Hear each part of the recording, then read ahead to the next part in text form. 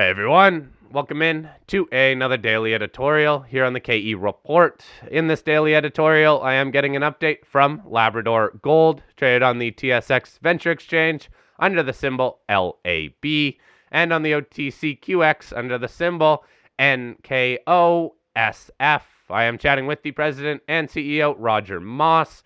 Now, Labrador Gold focused at the Kingsway property in Newfoundland. The company is continuing on with its ongoing 100,000 meter diamond drill program. And recently, on January 12th, we had an update. A couple holes released, headline number being almost 21 grams per ton gold over 5 meters. That was in hole 206. And there was another hole 208 that was released that intersected 6.04 grams per ton gold over 1.2 meters. Now, all this drilling was at the Big Vein target, which seems to be really the focus for the company.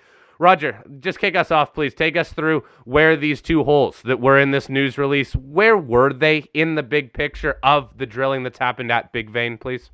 Yeah, sure, Cory, and good to be back again in the new year and updating the story for your listeners. The two holes that we put out last week were both from Big Vein, as you mentioned, and they were both from the north end of Big Vein. So we've really been targeting both the north end and the south end of Big Vein.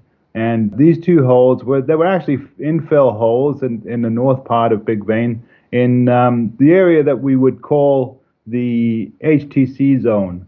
So it's an area that in the past has given us some really good intersections, and it was nice to see more of the same coming from that area. Obviously, as you know, one of the things that people always ask is like where are our long intersections? We can get really high grade intersections over narrower intervals, but the really longer intervals of high grade we've been struggling to find. But I think there are definitely areas within Big Vein that have these longer intersections, and the area in the northeast is one of them for sure. So, Roger, in terms of this Big Vein, then, you have done a fair bit of drilling at this target. I will post figure 1 from the news release that really shows the drill results across this whole Big Vein area. How big is the Big Vein right now in terms of what you've seen gold mineralization-wise? Yeah, it's got a strike length now about 520 meters, and it's still open in both directions. We've drilled it down to vertical depths of about 300 meters and still open at depth as well. So it's looking pretty good overall, and we're still obviously looking to extend those the strike length out to both the northeast and down to the southwest. So right now it's a decent size, but we're looking to make it bigger. So within the news release too, Roger, it says that the company still has $18 million in cash, well funded to carry out the remaining 37,000 meters of this drill program.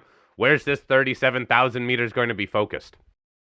Well, a lot of it will obviously be at Big Vein. We're having success there, and so we will be, as I mentioned, stepping out to the northeast and southwest. The northeast is particularly intriguing because about 700 meters to the northeast is one of our other targets that we drilled successfully last year, and that's the Pristine target. And so when you think about the strike length of Big Vein being 520 meters and a gap between Big Vein and Pristine of 700 meters, it would be really nice to see if we can find more mineralization in that gap and perhaps even join Pristine to Big Vein. So that's something that I'm going to be looking at drilling this year. We need to get a bit more information on that area because there's not much in the way of outcrop.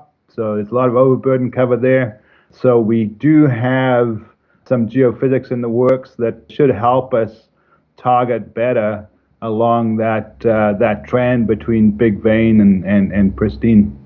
Now, what exactly are you trying to target here? Because we have seen some high-grade results at Big Vein. One of the arguments has been that it is over a bit more narrow widths, but even within this news release, this had 5 meters of almost 21 grams per ton gold. Are you looking for some wider zones, or are you still just chasing the high grade? Well, it's obviously the high grade over long intersections would be ideal. I think one of the things that we really need to focus on is more of the structural context of what we're looking at. I mean, we know that we're adjacent to the Appleton Fault Zone, and that's obviously a major crustal structure that's probably introducing the gold-bearing fluids into this area.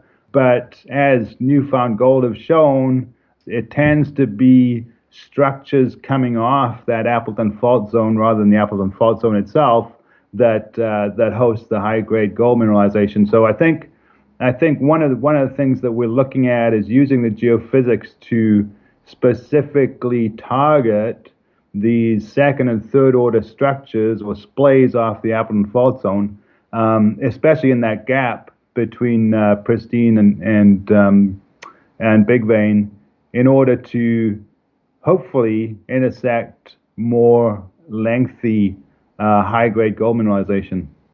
So, Roger, is the company moving towards issuing some sort of a resource, whether it's just focused at Big Vein or even if you get enough drilling from Big Vein up to Pristine?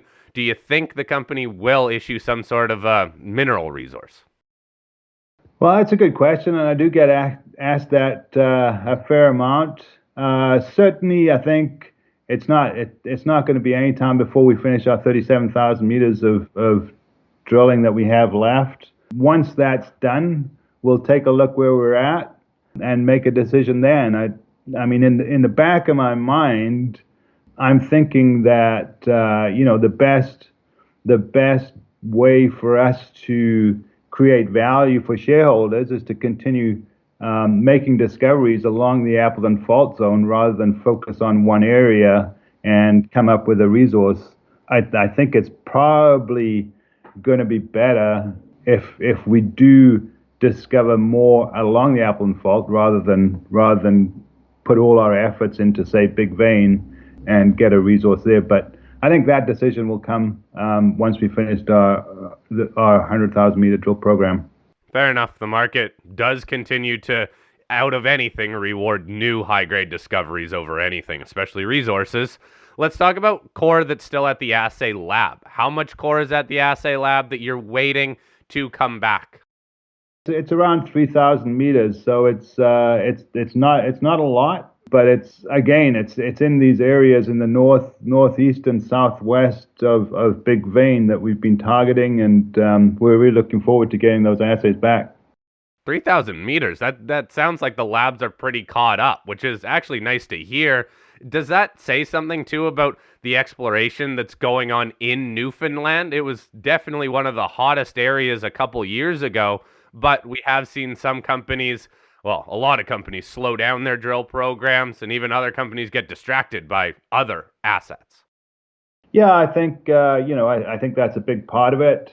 Like we use Eastern Analytical in Newfoundland, and I talked to them quite a bit, and they made a big effort to hire more people and get more assay equipment. So that certainly helped. But yeah, you're absolutely right. I think the excitement about the gold rush in Newfoundland has certainly died down a lot.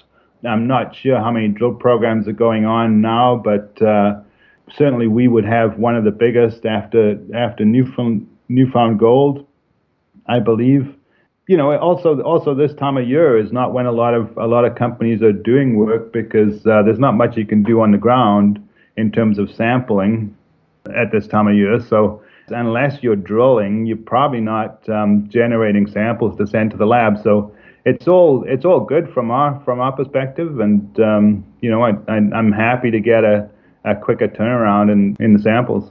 Okay. Now, Roger, before we wrap this up, just update everybody on the big picture plans then at the project. What sort of news should we be looking out for? What is important? What is the company truly working on, even if it's behind the scenes?